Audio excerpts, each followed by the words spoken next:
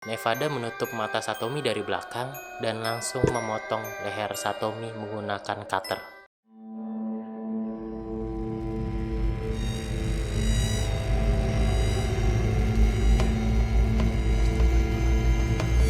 Hai semuanya, gue Citahead. Terima kasih sudah klik videonya.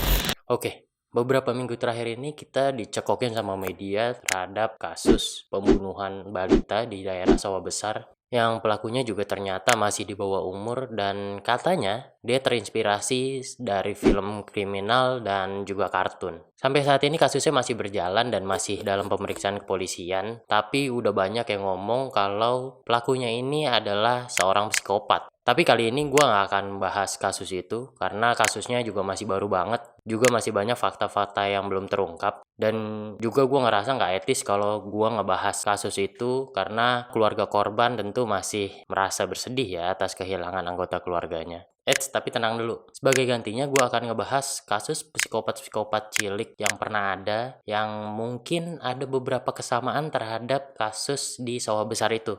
Sebelum masuk ke videonya, gue berharap dengan adanya bahasan seperti ini, kita semakin peduli dan waspada terhadap orang-orang dan lingkungan sekitar kita agar kejadian-kejadian serupa tidak terulang kembali.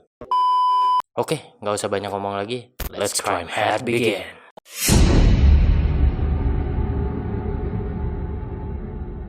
Pada 23 April 2006, Kanada digegerkan atas penemuan 3 mayat di daerah Medicine Hat, Alberta. Ketiga mayat itu terdiri dari seorang ayah yang bernama Mark Richardson, 42 tahun, ibu yang bernama Debra, 48 tahun, dan Tyler Jacob, 8 tahun. Polisi yang nanganin kasus itu khawatir karena ada anggota keluarga yang hilang, yaitu Jasmine, 12 tahun. Dan polisi berasumsi kalau Jasmine ini diculik oleh para pelaku pembunuhan anggota keluarganya yang lain.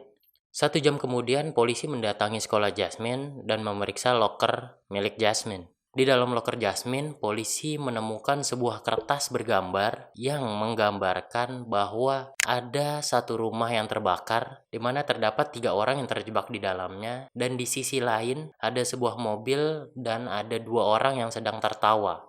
Dugaan awal polisi yang mengira Jasmine menjadi korban penculikan mulai sedikit berubah dan berpikir bahwa Jasmine terlibat dalam kasus tersebut. Keesokan harinya polisi berhasil menemukan Jasmine yang ternyata sedang bersama dengan pacarnya yang bernama Jeremy Allen Stein berumur 23 tahun.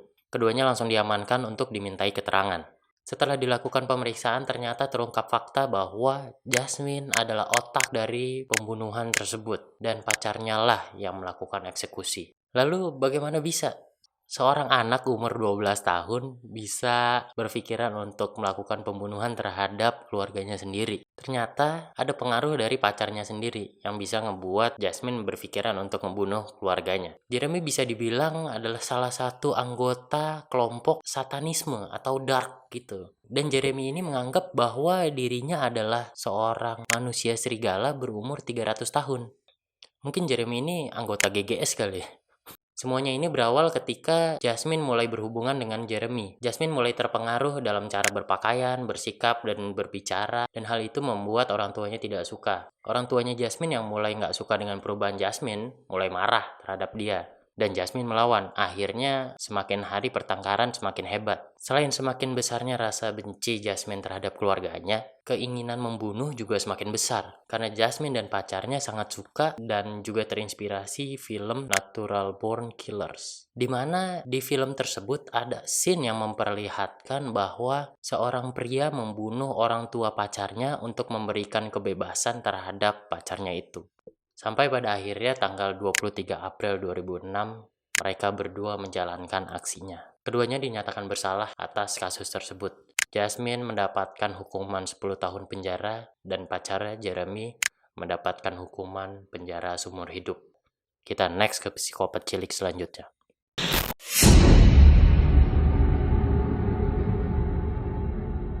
26 November 2001, petugas pemadam kebakaran di Escambia County, Florida dibuat kerepotan karena ada kebakaran pada salah satu rumah di Muskogee Road. Petugas pemadam kebakaran ini tahu kalau mereka nggak cepat datang ke lokasi kejadian, rumahnya akan hangus terbakar. Soalnya rumah-rumah di Muskogee Road itu kebanyakan udah tua dan mayoritas adalah rumah yang terbuat dari kayu. Petugas yang udah datang ke lokasi langsung berusaha memadamkan dan ada beberapa yang masuk ke rumah untuk mencari apakah ada penghuni yang terjebak. Dan bener aja, ternyata petugas nemuin satu orang yang ternyata udah meninggal dan posisinya sedang duduk di sofa ruang keluarga.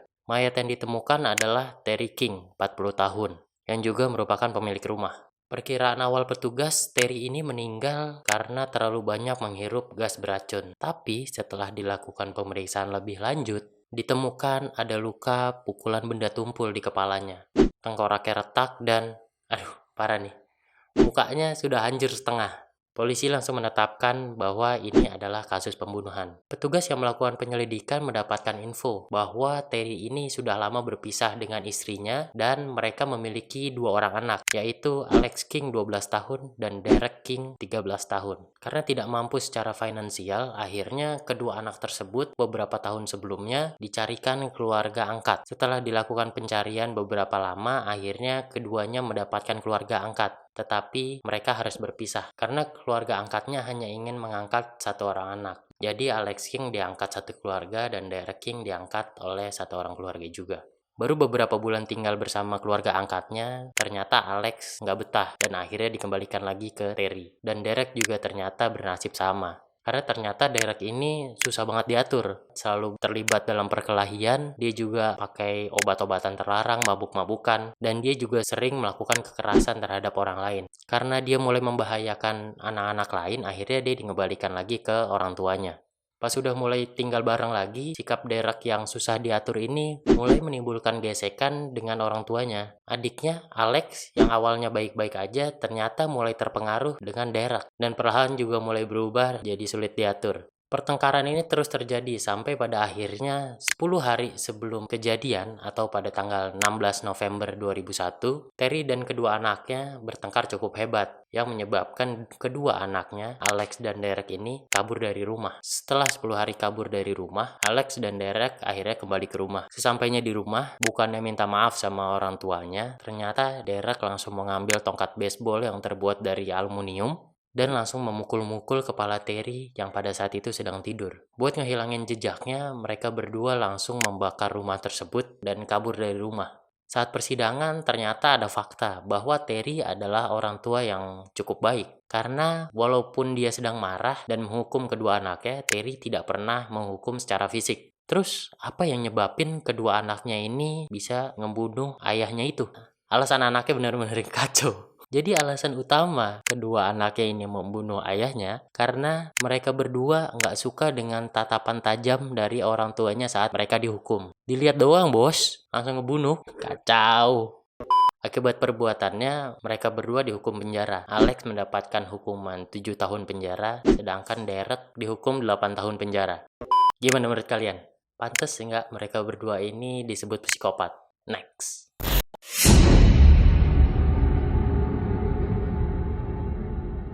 1 Juni 2004, sebuah sekolah dasar di daerah Sasebo, Nagasaki, Jepang, ramai didatangi oleh polisi karena terjadi kasus pembunuhan terhadap seorang siswa di SD tersebut yang ternyata pelakunya adalah sahabatnya sendiri. Pelaku bernama Natsumi Suji, 11 tahun, dan lebih dikenal dengan sebutan Nevada Tan. Hal itu disebabkan karena pada saat dia melakukan aksi pembunuhan terhadap teman sekelasnya itu, dia menggunakan sweater Nevada, dan Tan itu sendiri adalah panggilan sayang untuk anak-anak kecil. Korbannya bernama Satomi Mitarai, 12 tahun. Kejadian pembunuhan ini terjadi pada saat jam makan siang.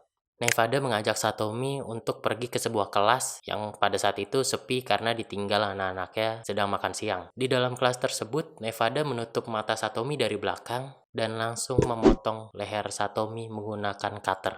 Setelah melakukan aksinya tersebut, Nevada langsung berlari meninggalkan tubuh Satomi dan menemui wali kelasnya dengan sweater yang penuh dengan darah.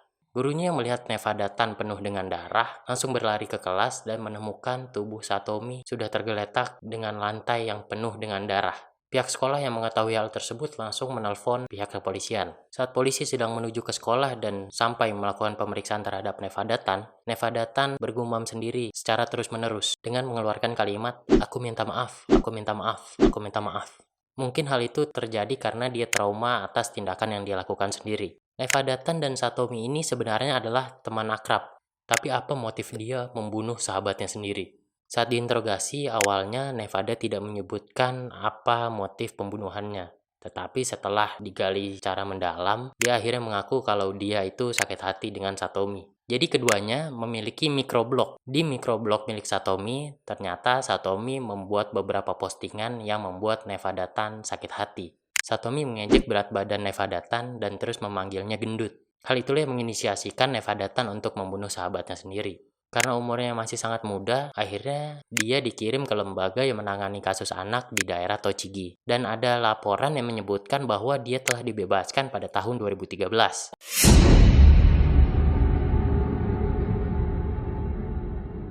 Ada beberapa hal yang menarik dari kasus ini. Pihak sekolah mengeluarkan sertifikat kelulusan bagi Satomi dan juga Nevada Tan. Pihak sekolah melakukan hal itu karena untuk mengenang Satomi bahwa Satomi pernah menjadi bagian dari sekolah tersebut dan memberikan juga sertifikat kelulusan terhadap Nevada Tan agar ia bisa melanjutkan pendidikannya di masa depan dan memperbaiki kehidupannya. Dan ini juga sedikit kacau nih. Meskipun ini adalah kasus pembunuhan dan Nevada Tan adalah pelakunya, ternyata di internet Nevada Tan memiliki fans, di mana cukup banyak orang yang melakukan cosplay menjadi Nevada Tan dan juga bertebaran fans art yang menggambarkan dirinya. Aneh banget kan?